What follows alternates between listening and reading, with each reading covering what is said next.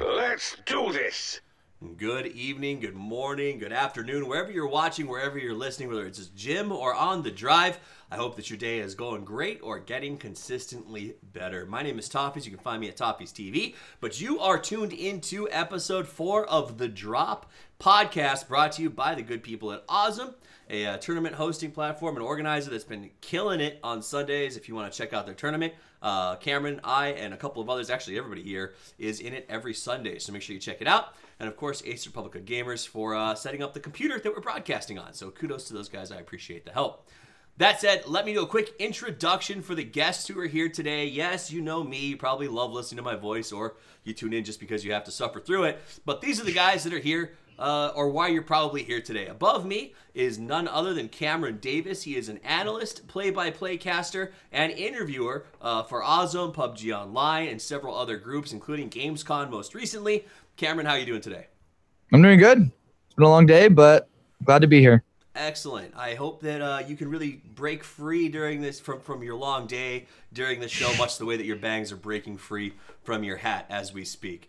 Next to him is none other than MeToRBOT. You can find him playing for Gorilla Core Gaming, having some pretty good performances lately. We don't have a webcam for this guy, so if you're watching on the YouTube, you get to see the really intimidating promotional picture that he provided us.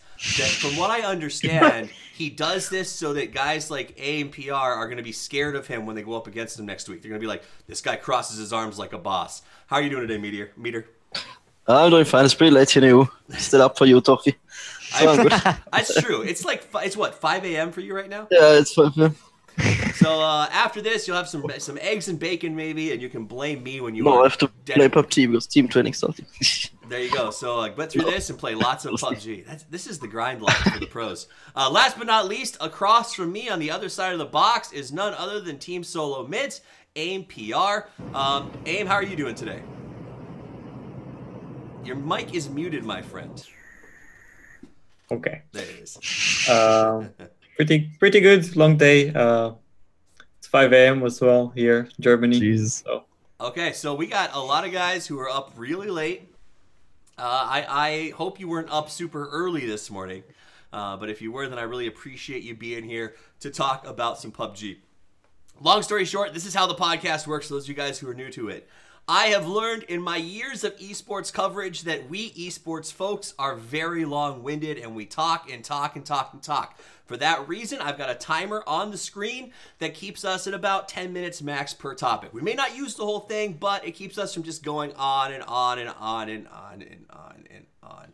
You know the drill. So that's what you got there. There's no points. There's nothing else crazy that you might have seen in some of my other shows. But hey, if people want it, maybe we'll bring that on down the line. That said, let's jump into the topics for today. It was a relatively quiet day, quiet week, gentlemen, in the world of PUBG. We had an AMA with Poopy. I think is it Poopy Queen? Didn't really give us. It was interesting. Did you guys read the AMA at all?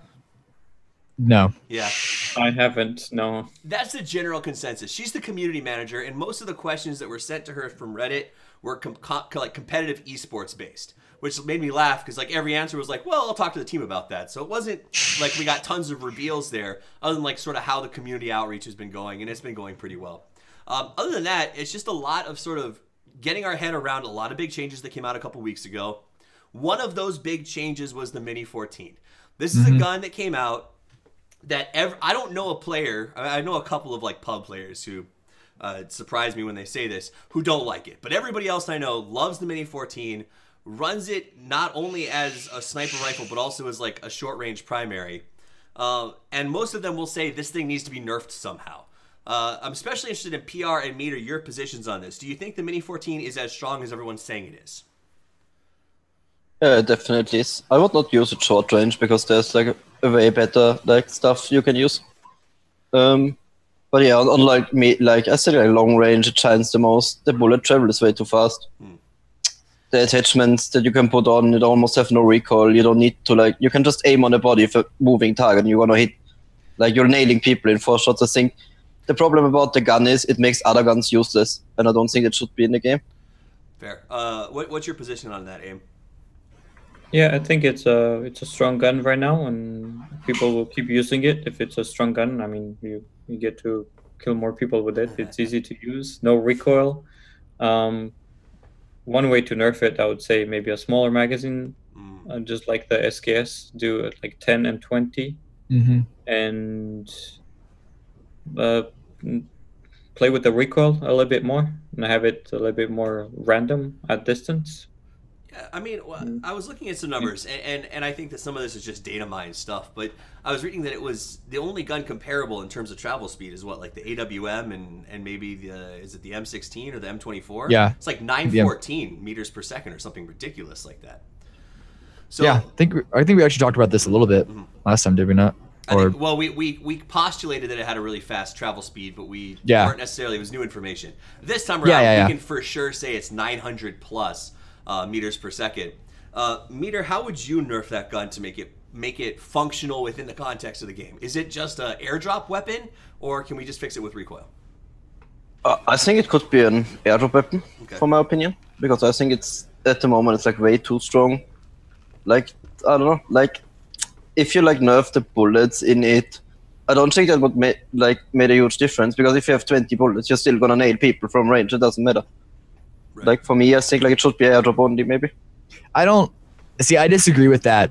I think airdrop weapons need to be more powerful. The Mini 14 I do think is really powerful and overpowered in some senses, but I don't think it's powerful enough to be warranted as an airdrop item. Just because you take significant risks getting items from an airdrop, and so you need to be paid back accordingly for those risks that you give. And the Mini 14, as powerful as it is, I don't think is worth that risk. True. But I mean, like, let's be honest. I was in Pochinki 2 days ago with my squad, and we found 6 Mini 14s.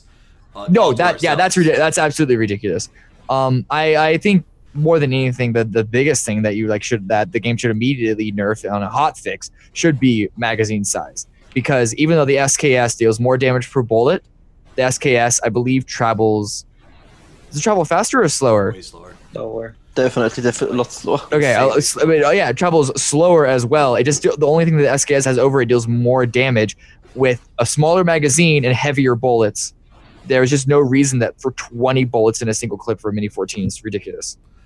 Fair. All right, so is anything else that you guys think, or is this just going to, I mean, at the end of the day, if they leave this on the floor, is this always, let's say that they add some recoil and they make it a 10-round clip without the extended mag, is this still going to be a primary pickup for everybody who runs by it? It depends on how the recoil is. Sure. I think it should be like an equivalent to the M16, but with different attachments.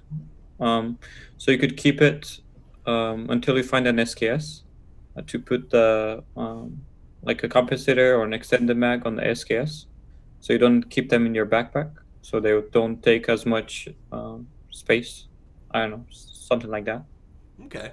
So you brought up the SKS. That's an interesting transition of what I kind of wanted to bring up next with you guys, and that is the future of 7.62.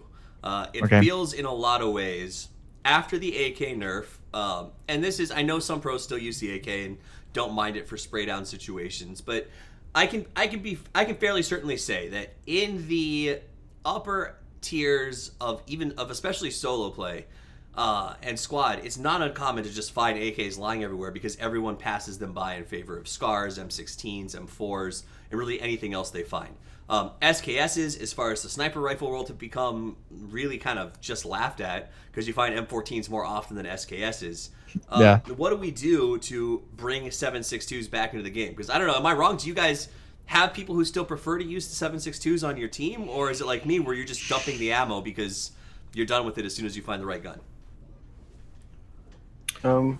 For me, I think like I mainly play AK at the moment. Okay. Because if you like play like high competitive tournaments, you're kind of forced to loot sometimes like stuff that don't provide you that much loot. Like in public games, I'm always like full looted. In tournament games, you don't need that much. So I'm fine with the AK at the current state. I don't want to use it on long range, but it's very great for spraying down cars. It's very great on close range. Yeah, but I mainly play like AK as my second gun, preferring over UMP or anything else. Still. So you don't mind using it as a spray down. A lot of people have told me that they don't like the additional horizontal recoil and the change from 2-tap to 3-tap to 2-tap. Aim, how do you feel about the change to the AK? Well, I have a bad habit of not crouching before I spray, so I've never played with the AK before it got nerfed, and I'm not playing with it now. So I do take the SKS though. I like the 2-tap headshot on the SKS. Makes sense. But that's about it. Okay, Cameron, what were you gonna say? Just that, yeah, I do agree that the AK is still useful in certain situations, particularly at close quarters, as a secondary. As a primary, I think it's really weak, not just because of how complicated the spray is. Once you hit medium range, and especially when you hit long range, the spray is way too erratic. And you could argue that was the case previously, but now it's especially the case after the spray nerf, as intended or otherwise. I don't even know if that was intended, because it sounded like when that change happened that wasn't even the point, that it may have just been like a miscode, but it's sect in the game, so we're going to call it a nerf for now, I suppose. But definitely as a secondary. I think the other thing though is that, I don't know about you guys, but I feel like 5.56 ammo is more plentiful, and so it's actually not only is the AK less valuable as a primary, it's also easier to find good ammo for all the other ARs as your primary. In casual play you can, but in tournament, just like Meteor said, you need to split the loot and have people in the team use weapons that are not contested. So everybody has enough of something. So you can't play with 5.56. Not like 4 players probably won't get enough 5.56. No, for sure. That makes sense. Okay. Like how I like practice my AK, I like sprayed like I think like 5 million bullets against the wall in a private server without compensator, without anything on it. And now I'm using like the AK when I shoot, I spray, not like a full spray, I spray like 6 bullets, 6 bullets, 6 bullets, because the recoil, like it starts to get higher after 6 bullets. So like it's really good to like burst people, you know what I mean? I don't know if that makes sense. So you use sort of a CSGO tap, sort of. Like 6 bullets reset, 6 bullets reset. You can do it really fast. Okay. So AK is not terrible. I do. One of the thoughts that I had, and I don't know if you guys are familiar with the Mini 14 and its actual like real life setting, but it's a really interesting gun because they have modified versions to shoot the 5.56 and the 7.62. And I had hoped when they were coming out with it that it was going to be something where it was at the level of an M16 when you found it initially, and that you could change the clip to take 7.62 and turn it into like a sniper rifle. I thought that would be a really cool way to sort of make the gun multifunctional but not overpowered. So is that something you guys would like to see in the game, a versatile ammo weapon at some point, or do you sort of just like the way that everything takes exactly what it needs to take? That feels like something. See, that's going to be a very new, very unique mechanic, and I feel like while interesting and while it could open up a lot of possibilities, it also could open up a lot of abuse. And so if they do bring something like that in, that just, I don't know. I feel like that's going to make the Mini 14 even more powerful if you can make it so versatile. Fair. Yeah, I think so as well. It makes it even stronger because it doesn't matter what ammunition you find. Like just run like 2 Mini 14s. Why you need other guns then? Right? I'm sorry, I didn't hear what you said, Aim. What'd you say? 7.62 would do more damage, right? Yeah, so essentially it would be equivalent to like a SCAR or a weak M16 on a 5.56 setting, and then jump up to an SKS damage level with the 7.62 modifications. Same recoil. No. I don't think it'll ever happen, but it was like when I saw them announce the gun, I was like, this would be super cool if they did this, because that's just sort of the background of the weapon. It's versatile. I mean, that's why it makes such a loud tack, right? It's just a piece of wood with all of the mechanics set into it. So okay, that's the Mini 14 7.62. It's good to know that you guys still like to use it. One thing I want to add to the AK. For whatever reason, it's impossible to spray the AK with a red dot. I don't know why. Like the recoil is different when you play like red dot or holographic side. When you play holographic side, the recoil is steady. You play red dot, like this recoil is like stupid. See, that's and you got aim punched a lot more with red dot than holographic side. I don't know why it is in the game, but I would say holographic side is the best side in the game. See, that's the kind of gem that we need from people. That's why you tune into the show. Try it with the holographic. And do you crouch whenever you spray down with it, Meter? Yeah, it depends if I can. Like, most of the time when you spray down cars, we are probably in a compound, and if you crouch, you're gonna fucking shoot the railings. So. Fair. Yeah. But yeah, if I can, always crouch. So for our casual listeners, something that you guys might have just picked up on earlier when Aim said it, and I'll just reconfirmed it. That's something that we don't talk about a lot. I think with top players know it. Casual players don't necessarily. That the drop to crouch is pretty necessary to make your sprays better. So there's a pro tip for you. And second, go out there and try the this new red dot versus holographic thing, because I hate the holographic, so I've never even tried it. I don't know. Have you guys noticed the difference, Aim or Cameron? I am not good enough to notice a difference in spray patterns, or or just like spray in general between different sites. I avoid the AK nowadays anyway, but then I also usually go for more tap shots. And I prefer the 2 times over the holo. Nice. And holo over the red dot. Okay, so perfect. So that might be why these are 2 guys who still support using the AK, because they're not red dot acolytes like the guests were a couple weeks ago who like swore off the AK when the changes happened. So maybe there is something to that. Definitely go check it out. All right, let's move on to our next topic that we've got on the list here as we're running out of time. For that one. The next one this is what I'm curious about. We haven't actually talked about this on the show. It is something that is huge for competitive. It's huge for casual as well. And that is the circles. They are honestly the motivator for the game. It's what forces us to do what we do. Makes the RNG factor that honestly I think makes this game great happen. You can't just go to a spot and pray and know this is where the teams are going to have to come to us. It's not like CSGO where I can hold a corner and know that someone's going to be pushing into a base location. This is what makes the game so random. Let's start with the good, the bad, and then we'll talk about maybe the improvements. What do you guys like most? And you can give this in context of your experience with other Battle Royale games or just in your experience with PUBG. But what do you like most about the current blue circle system? Who are starting? Anybody can hop in. And if there's nothing you like, then we'll jump straight to the stuff you hate. Meter, were you gonna say something? No, you can start. I'm gonna say something. Okay. I do like the idea of the blue basically forcing people to make decisions and it's obviously a mechanic necessary to make the game not last 5 hours, because if the blue or any sort of mechanic like this on any battle royale game worked, you'd have 2 people left on a map the same size as it was at the start, and that just it's gonna take 5 hours for players to find each other.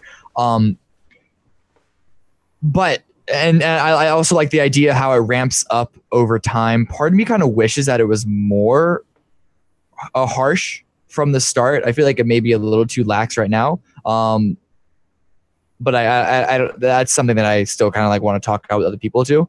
But yeah, what you said about how it kind of forced people to make decisions, I really like that idea. So, are you talking about the blue specifically, or just the overarching circle mechanic? I mean, either or, and I think that they can get into this. And I'm sure that like Aim's going to have an opinion about this because they go up against Method all the time, who loves to just sit in the blue and work their way out and things like that. So, Aim and Meter, do you guys have what do you like about the current circle setup? And then we'll talk about what you would love to see changed about it. Well, it's a necessary mechanic to bring people together. That's why there's one guy left in 45 minutes here, or 35 minutes. There's no good thing about it. It's just there. It forces people to do something. Forces decision making. I do have a lot of ideas on how to improve it, though. I don't know Meter thinks about it.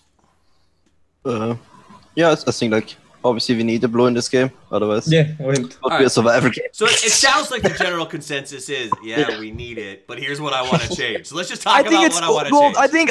I think it's actually really hard for us to kind of recognize what aspects of it that we do like, because it's such a base thing.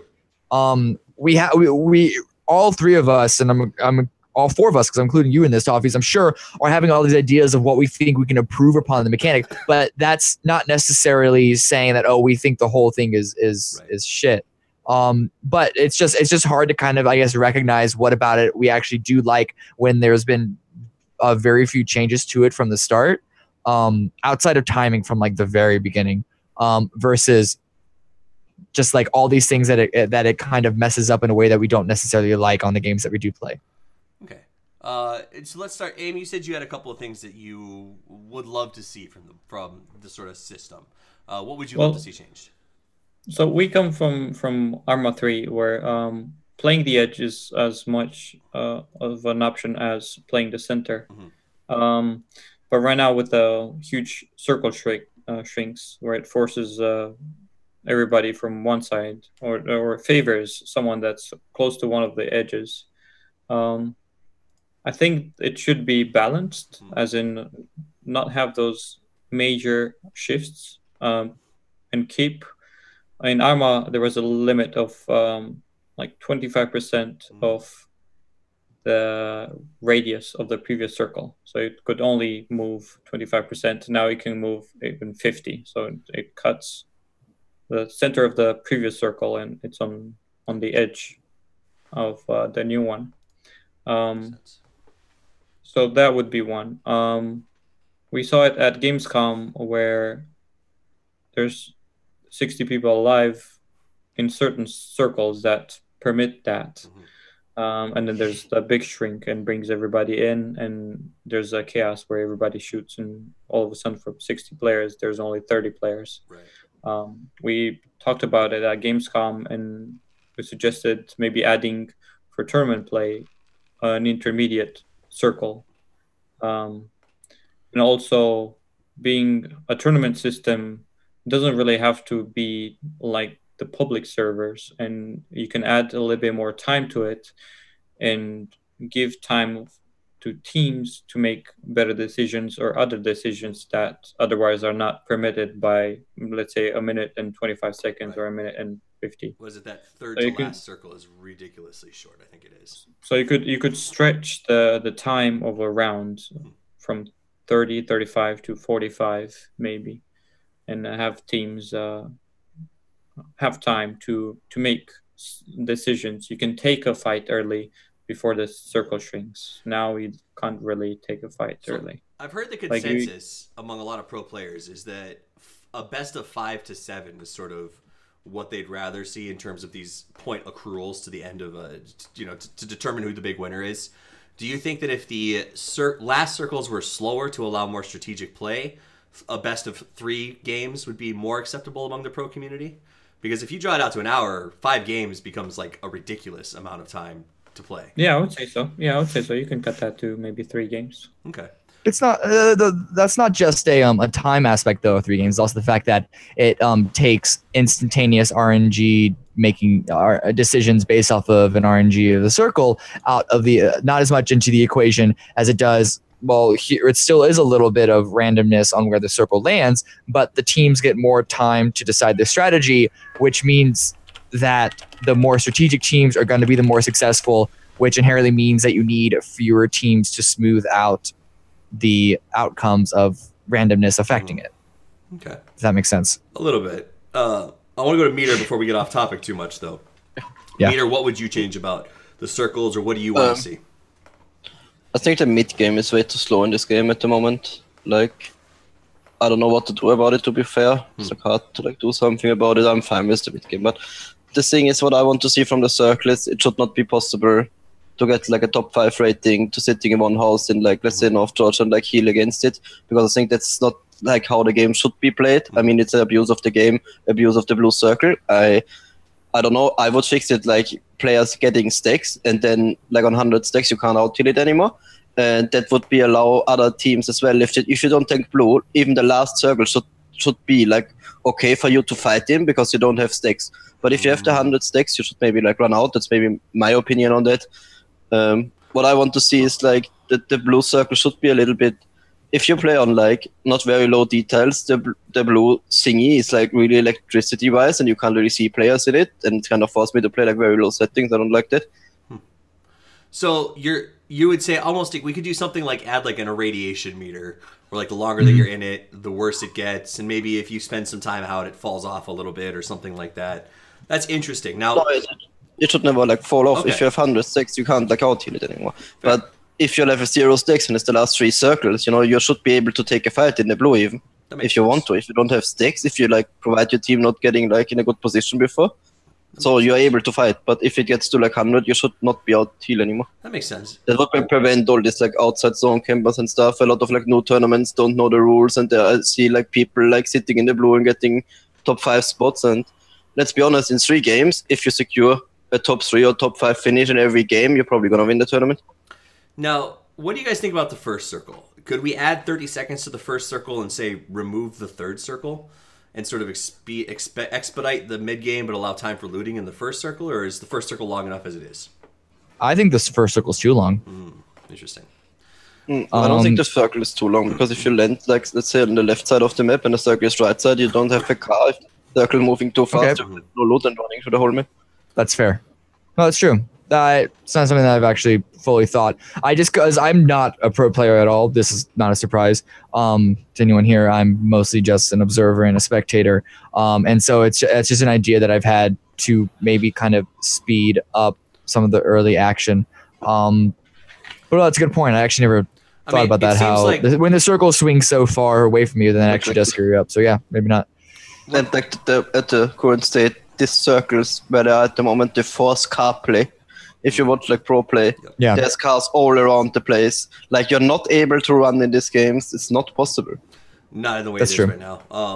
It's interesting because like I watch a lot, and I covered a couple of games this week and sort of specifically watch different team styles. And Method is a team that likes to run, for instance, but they definitely, if the circle's bad, they find themselves in a really tough situation in the game because of that strategy.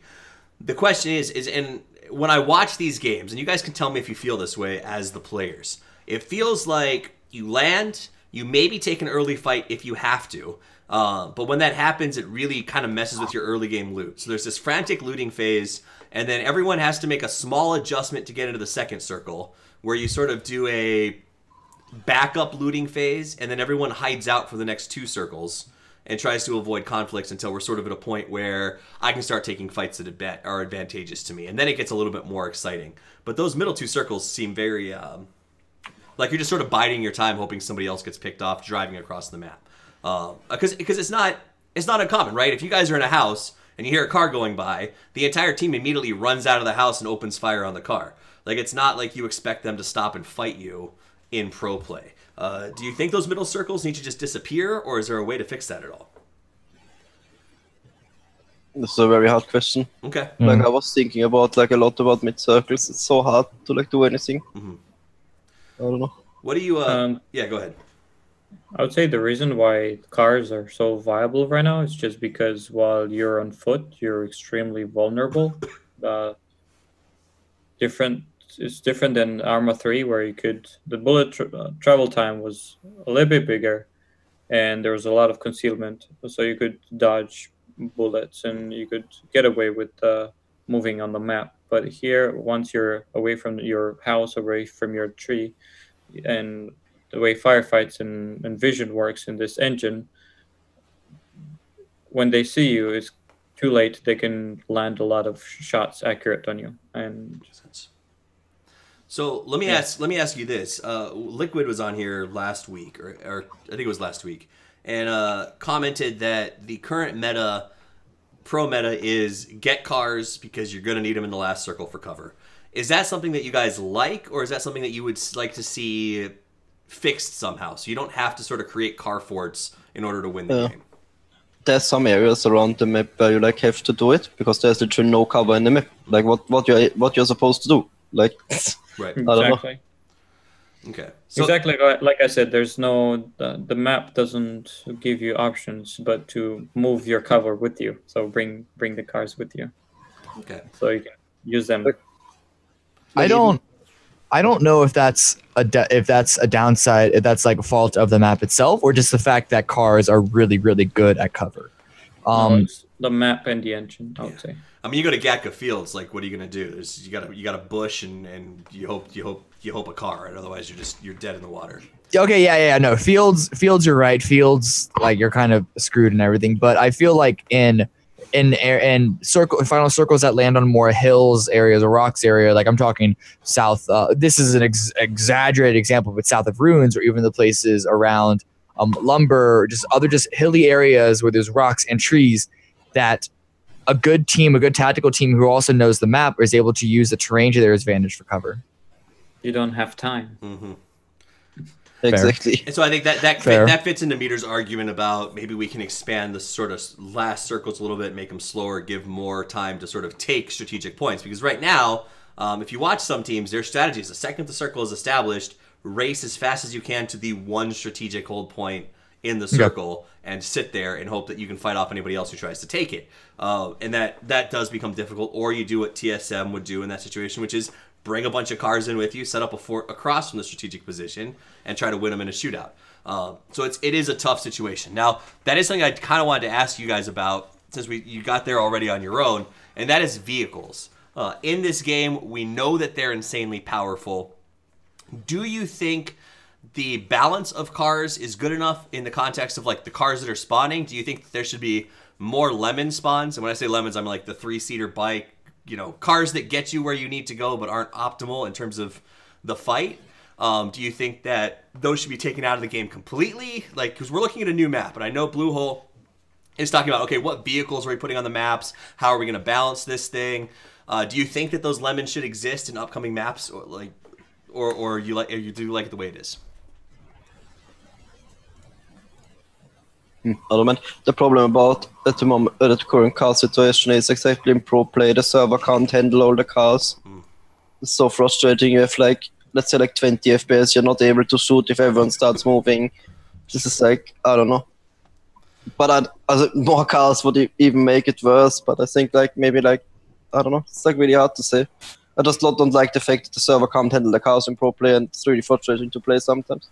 Yeah, you can't. Not possible. Yeah, that's. I feel like talking about vehicles is going to be talking about and even giving ideas for balancing vehicles is going to be a tricky subject until you get vehicles optimized, until you get the servers optimized, so that you don't drop to 10 FPS when there's more than 6 cars on or more than 2 cars on your screen. That makes sense. Aim, do you have if you guys see a 3-seater bike, what's your response to that? Is that something where it's just keep on running and get something else, or is it worth the danger of driving something ridiculous like that? I think it's viable for early play, where you need to go if you want to go to a further out town or place to loot. It gets you there quickly. You also can have the option to find more vehicles faster on the road with the 3-seater bike. So yeah, I guess they're useful early, but late they're not as useful because they don't provide the cover that you need. So lemons aren't a bad thing. They're just they actually have their place in the game. Yeah, I believe so. Go ahead. What I think about the 3-seater bike, I think it's very useful, especially when you a team that's probably the best setup for my team is 2 USCs, 1 2-man bike, 1 3-man bike, because you can't shoot out the tires of the 3-man bike. It still can provide 3 players to a place really quickly, so it's very useful. I don't know, I like it, and we always use it, even in the late game, because let's say you have 2 US, your fucking tires are broken, and everyone is shooting tires in pro play, so you still have the 3-man bike, and it's better than 2 players on a 2-man bike. You can just drive 3 and 1 on the 1-man bike and scout or whatever. So I like the 3-man bike in almost every situation. It's kind of tricky to drive, but you get used to it. If you know the terrain of the map, you need to just drive where you can drive, I guess. Right. Yeah, I actually enjoy driving the 3-seater. You need to know when to slow down and when to... Exactly. Yeah, but that's not hard. I actually really enjoy driving the 3-seater. It adds an extra element of challenge to my play. I like it. Go ahead, sorry. You say yours and I'll tell you that.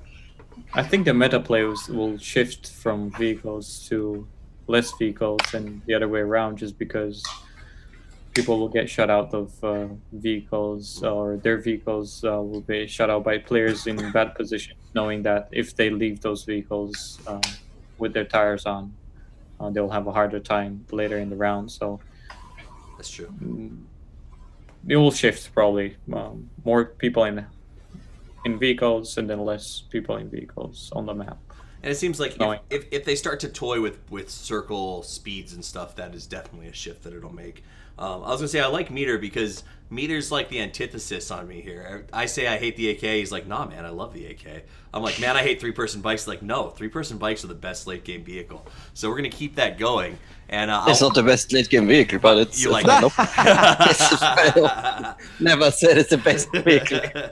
Best vehicle late game is the US because of cover. Okay. You're a good bait. And people miss shots on you if you have a bite. right? And you got your cover man behind you. What about the hard spots? Remember the old days when we knew that there would be cars in certain spots? Do you guys think that should come back, or do you like the disappearance of hard spots? I think it's the random factor that you'll always be exposed to in PUBG. I think it's fine that they're not there always.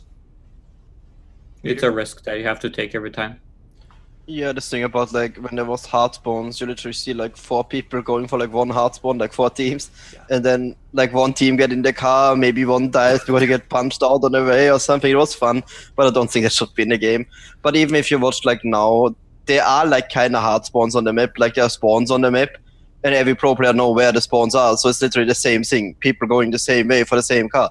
Like, it doesn't really make any difference for me, but I don't like the hard spawns at all. That's true. And it does feel like there are certain roads that have higher probabilities of spawns and all that really it doesn't bring 8 or 10 people in the same spot, and there's that brawl. Right. You don't have to actually dedicate jumpers from your team to picking up the vehicle. Okay. Do you guys have any other thoughts on vehicles in general before we move on to our last topic for the night? What are you guys' thoughts on the VW? Oh, that sounds fun. I can't wait to camp in it. So, the bigger vehicle, better cover. Better cover. Big windows. I think it's going to be slow. The meta will be 4 of them, and then you make cover like a ball. Yeah, I think it's going to be slow though. So if you take it, you might not make it to your destination with it. I think that's something I'd like to see in vehicles, is a bigger deviation of speed versus tankiness versus window size versus loudness. Like, it would be fun to have kind of a slower car that makes almost no noise, or, you know, the VW is interesting to me because the Vanagon has massive windows. So, like, if they put giant windows in this VW van and it makes it so it's taller for cover but easier to shoot through, that's the kind of exchange that I'd love to see. Because I feel like right now, Jeeps are cool, Dacias are good, but like they seem very similar to me in a lot of ways. No, Dacia are terrible.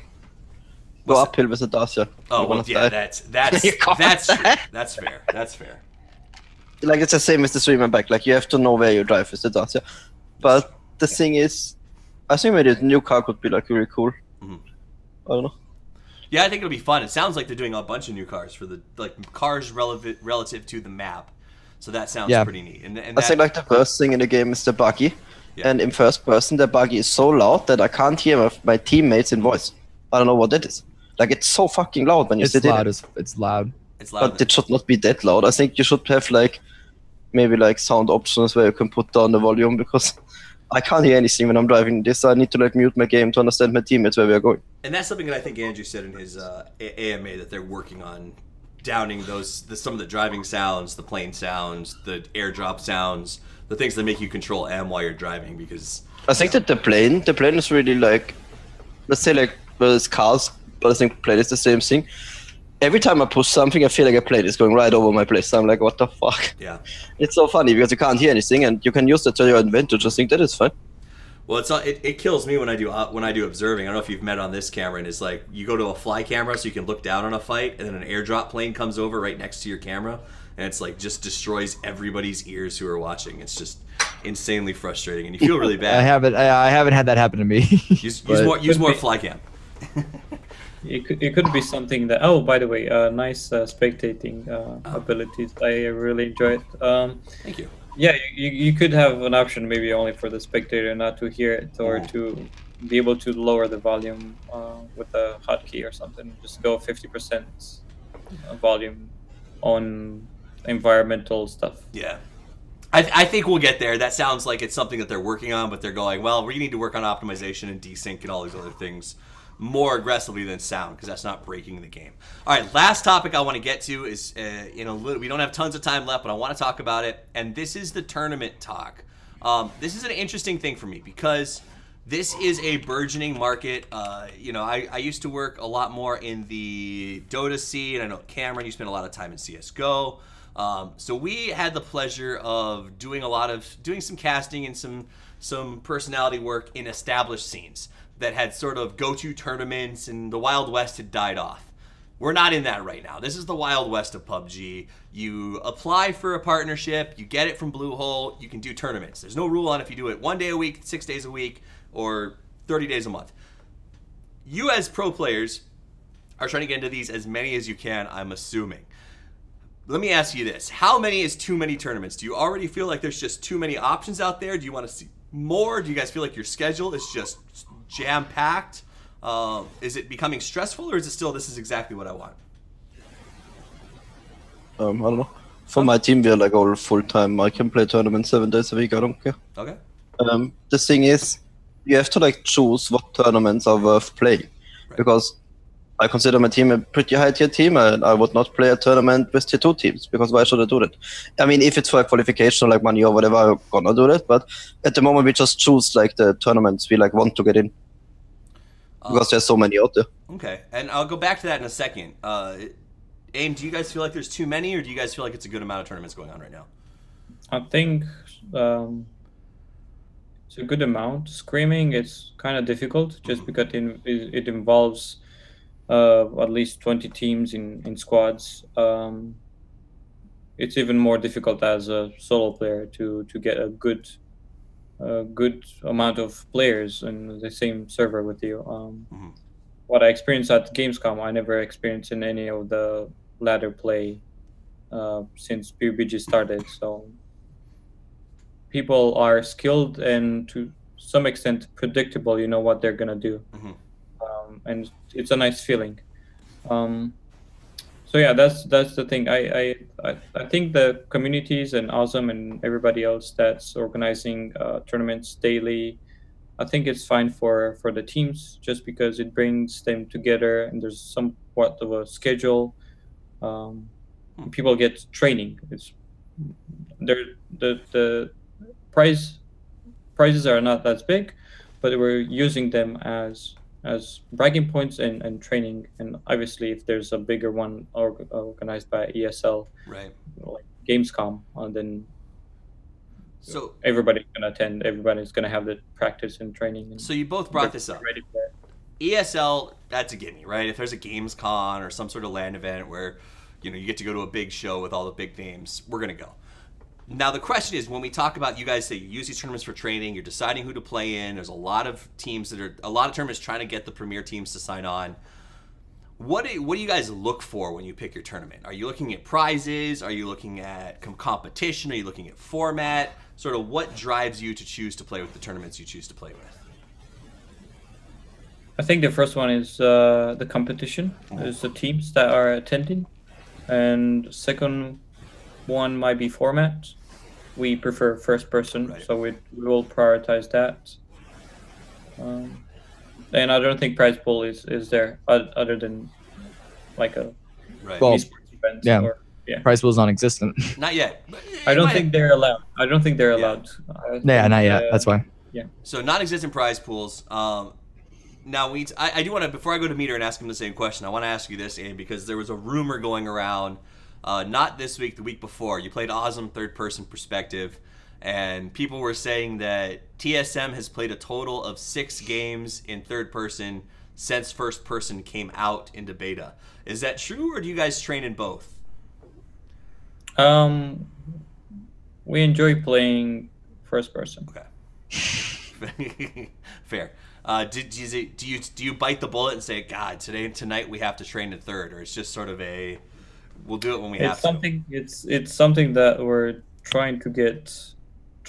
We're accepting it as at some point in time we might need it, so we will probably play a little bit more. Awesome has a third-person week now, so we're probably gonna play it a little bit more. But we're not gonna play it exclusively. We're not gonna play third-person exclusively. I don't think so. Maybe we'll play it a little bit more towards the end of the week. Okay.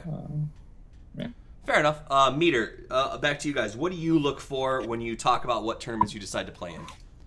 The first thing is competition. I mean, we have two days of scrims every week. They're well organized. I think they only invite like specific good teams.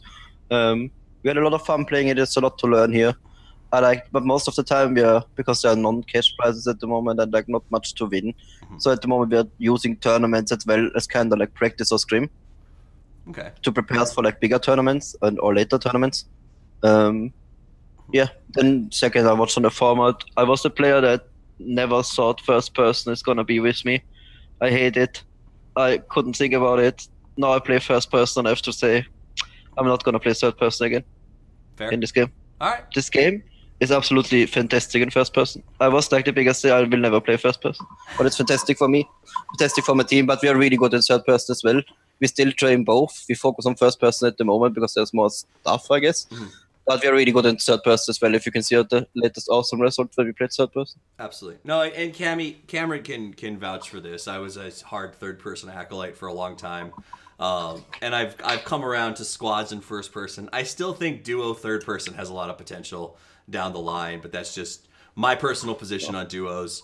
That said, let me ask you guys this, and this is just so you guys might have a little better. I don't know what your contracts look like, or your team designs, or whatever. PUBG seems like a game that requires a lot of teams to fill a server, more than you would traditionally say. Like CS:GO could probably survive with 8 to 12 pro teams that pay full-time salaries at a good level or a living wage. Maybe a little bit more, but that's all they need to fill a tournament. You know, you could get by with that.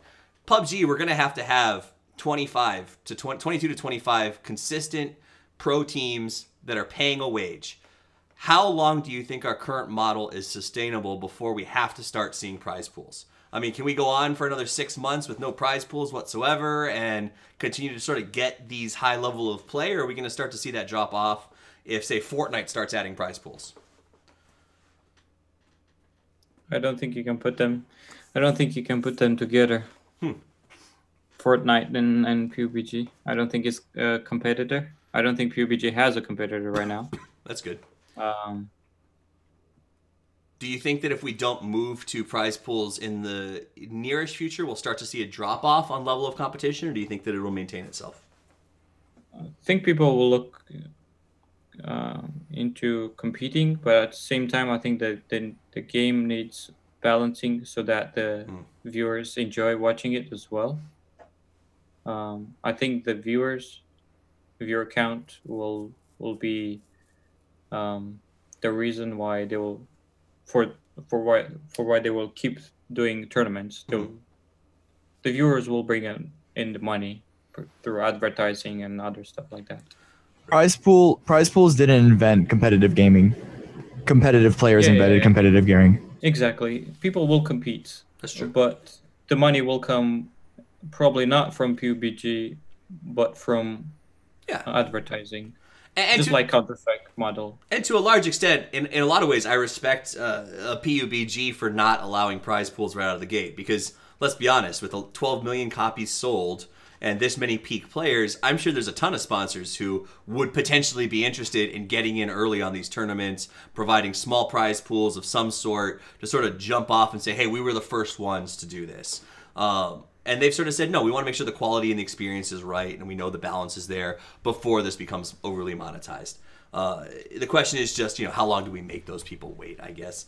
Meter, do you feel any pressure to start looking for prize pools, or is it just like you love the way it is right now? No, at the moment I'm goodly backed up by my organization, so I don't really care prize pools. And I think it's good what they are doing. Like, at the current state of the game, it's maybe not too bad that they don't have like big prize pools in, because if someone driving like a bike, you get dismounted mid-air and die in like a 100k tournament. It should not be true. Like. I would be very sad if that happened to me, and because I have no control about it. So. That's a good point. I think it's fine how it is, but I don't think they should wait too long. But they should like take their time and fix stuff. Like, there's no hurry here. We have a lot of players here. We have a lot of like players to watch, and I still think like a lot of like. If I watch like PUBG online streams or whatever, like their streams are fucking growing because people are getting like more interested in pro play as well. Yep, it is. You've seen the pro players sort of overtake the streamers in a lot of senses on Twitch right now. And I do want to say, for those who are listening, I talk about prize pool, but I want you to know that I'm not a huge prize pool acolyte. I grew up.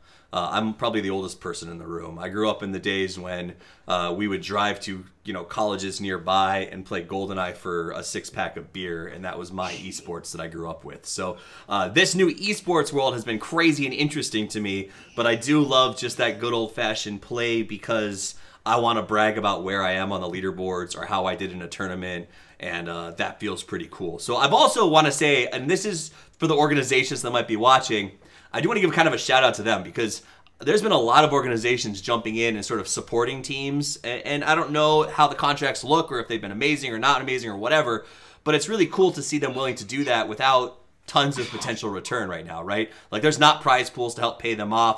They can't sell tons of advertising. So this is something that I think it's really cool that these organizations are jumping on the boat and investing early.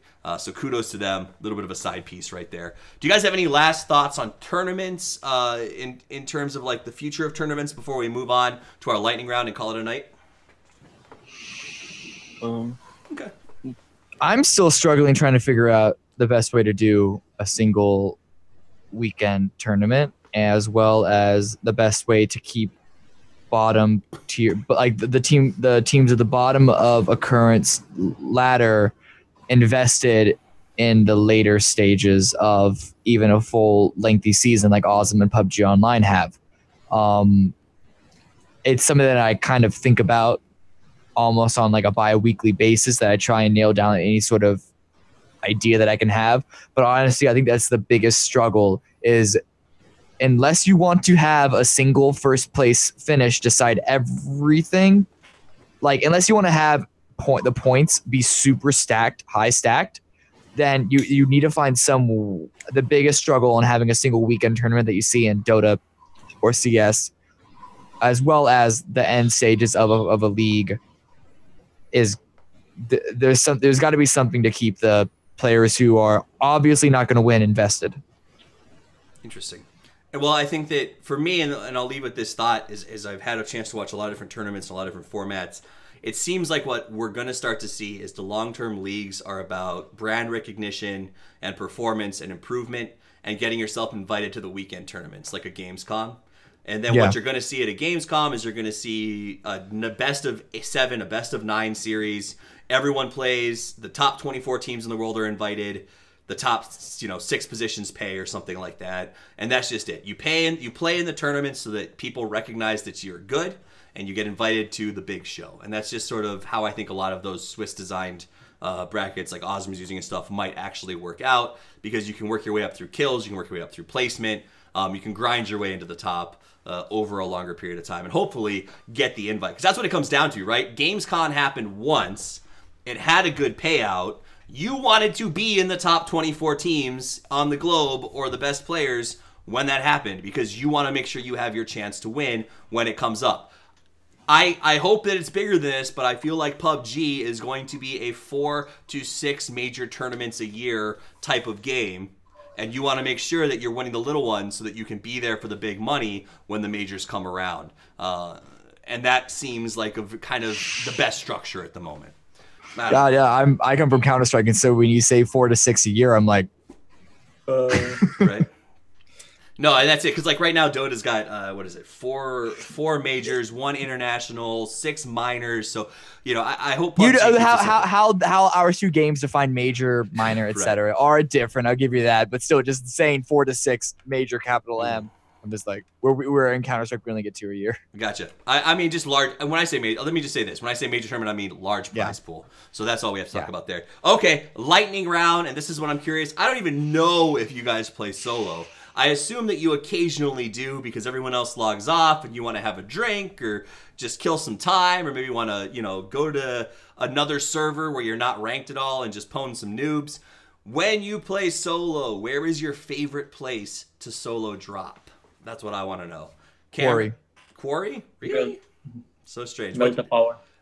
My man! Oh, I love it! Yes! I feel like they buffed MeToRBOT. Anyway, I'm not going to get into it. It's the best building in the game. Oh, so good. You can control it. The best loot. Yeah. The best loot. Highest tier loot. You can leave there with the... And if you get a lucky circle, you win the game automatically.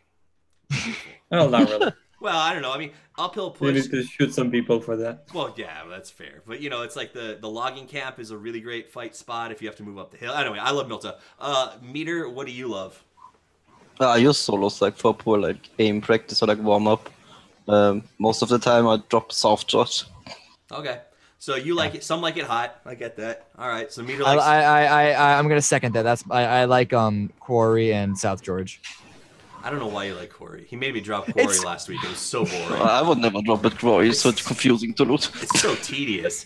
Up and down, and half the walls you can walk up, half the walls you can't.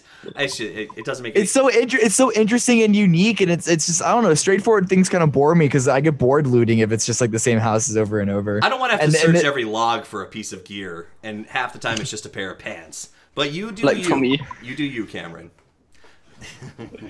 All right, guys, that's all the time that I have for the show today. We'll do a sign-off here in a second. I want to thank everybody who tuned in. If you're listening on the podcast or YouTube or anywhere else, we appreciate it. Please review the podcast, throw us a follow, get involved. We're growing the show. This is all community-driven, so if you guys liked it, let us know. That said, guys, I want to give you a chance to thank anybody you want, call out anybody you want, say anything you want, plug anything you want. So just take a minute here, and the floor is yours. Cameron, you start us off. I guess thanks to everyone watching, and not just this podcast, but also everyone who watches the shows that I do. I'm really enjoying the work that I do with Battlegrounds right now, and I hope it just gets more. So I guess thank you to all the organizations that I work with. PUBG Online, Awesome, are the two major ones that I work with right now. So definitely check those guys out. They both of them put on some really good tournaments, especially, and yeah. All right, Meter, what do you got? I want to thank my organization making this as my job at the moment. I want to thank for this awesome show here, Toffee. Pretty fun to be here. And I want to say sorry to Cameron because I owe him an interview. That's true. We're both busy, man. It's okay. We'll drag you back in once you get a camera too, so we can all see your beautiful mug instead of the intimidating arm cross that is Meter. But I'm fine. There's no camera. It's 5 in the morning. I drink like 10 cups of coffee, so don't worry. Nice. And finally, Aim, do you have any shout outs or shutdowns you want to throw out there? Thank you for the invite. No problem. I've watched your podcast from like long time ago. Oh, thanks. Dota 2 related podcasts. Thank you. Thanks for everybody watching, I guess. And the other invitees, I don't know how to say it in English. TSM and our sponsors. There we go. And, everybody that makes us pays. I guess the sponsors: Logitech, HTC Cyberpower. There you go. It started to be really moving. It was like, I want to thank everybody who, pays me. Thank you. Fuck it. I loved it. I love it. Speaking of Thanks, pays, Mom. Everybody that makes this possible. Speaking of that, if you guys like the show and you want to help keep the show going, I do this as a community thing, but it is a labor of love, and I've got 2 kids who need diapers and crap like that, and sometimes, we got to pay for the show. So if you want to help out, you can go to patreon.com/toffees. It's a very easy address, and you can choose to hook me up. You can donate on a monthly basis. We have bumper stickers, mugs, t-shirts, all the other stuff that makes you look like the coolest person in your school or your gym if you've got it. That said, you can also just go ahead and donate the old-fashioned way, throw bits, subscribe, blah, blah, blah, plug. I've got to try to monetize so that we can keep the show going. That's just the moral of the story here. So if you guys like the show, help us keep it alive, but most importantly, just keep downloading and just keep watching. We appreciate you being here. It means the world to us. Thanks to Aces Public Gamers for the gear that I'm broadcasting on right now. Thank you to Awesome for putting all the overlays together and creating a pretty great tournament to sort of introduce me to the world of PUBG. If you guys are interested, Awesome is broadcasting every Sunday with the Premier League. You can see these guys playing there. I think TSM's moving up to the first server this week, so it'll be Meter and TSM will be looking at each other across the map, so that should be a lot of fun. A big shout out to EasyCo Mac for the logos and Ether for the overlays. And also, good news, Cameron, I think I'm joining you guys on Tuesday for the Euro coverage on PUBG Online soon.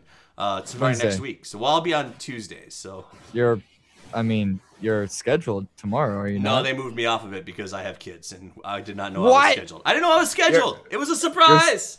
It still says you on the schedule here, but that's okay. Well, they're gonna, call me if nobody shows up. That said, though, next week I'll be on Tuesday for sure to do some PUBG stuff with them, and of course, Awesome on Sunday. Love doing this. Honestly, this has been a blast, and I've heard rumors that a second OB slot is coming, And when that gets here, boys, prepare, because the casting is going to be bananas. All right. Guys, thanks for hanging out. Have a wonderful evening from all of us here. Play more PUBG, and as always, Toffee's out. Yo, thanks, man. It was fun. All right. Have a good night, guys. Thanks.